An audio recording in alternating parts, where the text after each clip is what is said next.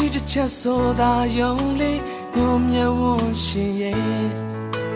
မင်းပေးသွားတဲ့ခြင်းဝေဒနာလေးစက္ကန့်၍မြပါပဲကလေးငယ်လုံးလိုလားမှုများစွာနဲ့တောင်းခံသူကိုချစ်အချမ်းတစ်ပဲဖြစ်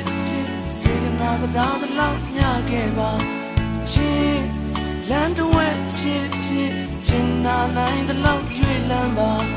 ချစ်ပန်းတစ်ဝက်ဖြစ်စာနာနိုင်တဲ့လောက်စွန့်ငယ်ပါနာနဲ့မနာဘဝ